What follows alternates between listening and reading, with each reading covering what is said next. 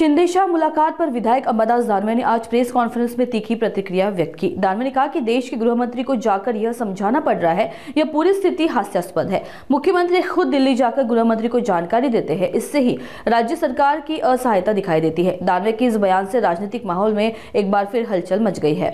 देशाच्या गृहमंत्र्यांना घटनाक्रम सांगणे म्हणजे हा विनोद आहे असं माझं मत आहे। देशाच्या गृहमंत्र्यांना देशात कुठे टाचणी पडली तरी ती इंटिमेशन त्यांच्या कानावर असते। तेव्हा महाराष्ट्रात काय घडलं हे सांगत बसणं किंवा सांगितलं असणं याला काही अर्थ नाही। एक आणि दुसरी गोष्ट, माननीय उद्धवजी ठाकरे साहेब वारंवार सांगत असतात की भारतीय जनता पार्टी आपल्या अलाय पक्षांना कशा पद्धतीने संपविण्याचं काम करते। ज्या अर्थी सगळे मंत्री मंत्रिमंडळावर बहिष्कार टाकतात, त्या अर्थी मुख्यमंत्री दाद देत नाही, त्याच अर्थी त्यांना देशाच्या गृहमंत्र्यांना भेटावं लागतं। मला असं वाटतं देशाच्या गृहमंत्र्यांना भेटल्यानंतर देशाच्या गृहमंत्र्यांनी सुद्धा भारतीय जनता पार्टीच्या अध्यक्षांना काही सूचना केल्या, तिथल्या म्हणजे राष्ट्रीय असं माहिती आहे। पुढे काय झालं एक माहिती येईल काही तासात 2 तासात सगळे। त्याच्यात इंटरेस्टिंग असं आहे की भाजपचे प्रदेशाध्यक्ष रवींद्र चव्हाण यांच्या विरोधात गंभीर आरोप असे आहेत की चव्हाण हे शिवसेनेच्या माजी नगरसेवकांना पैसे देऊन फोडत आहे, त्यामुळे महायुतीतलं वातावरण कलुषित होत आहे आणि ते जाणीवपूर्वक करत आहे भाजप प्रदेशाध्यक्ष, असं शिंदेंनी सांगितलं। शिंदेंनी काय केलेलं आहे? 50 खोके अख्ख्या महाराष्ट्राला काय देशाला जगाला माहिती आहे। तुम्ही काय केलेलं आहे?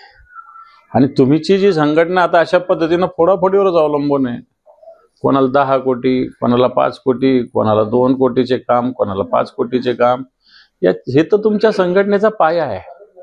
आणि मला असं वाटतं जी संघटना अशा पायावर उभी, ती संघटना तशाच पद्धतीने उत्तर देऊन संपवण्याचं काम भारतीय जनता पार्टी करत आहे आणि त्याच्यात काही फार वावगं आहे असं आम्हाला तरी वाटत नाही।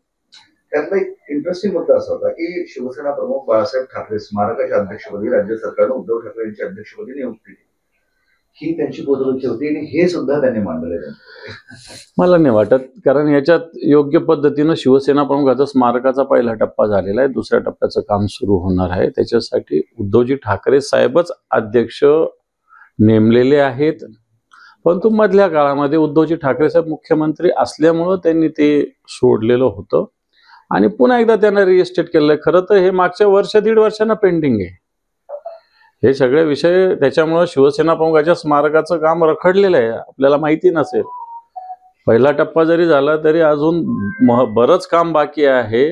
आता उद्धवजी त्या स्मारकाचं पुन्हा एकदा रिइस्टेट केल्यामुळं त्या कामाला गती येईल, परंतु ते स्मारक पूर्णपणे असं अनेक आहे ना। आता यशवंतराव चव्हाण स्मारक, त्याचे कोण अध्यक्ष? शरद पवार साहेब आहे, बरोबर? असं नाही होऊ शकत ना। शिवसेना प्रमुखाचं स्मारक हे उद्धवजींशिवाय कोण चांगलं बनवू शकतं? त्याच्यामुळं शिंदेना व्हायचं, शिंदेना तर मग गावातल्या आता ठाणे महापालिकेचं महापौर व्हावं वाटेल, मग त्याला काय अर्थ आहे? अमित शहांचं 2 लाईनचं एक वाक्य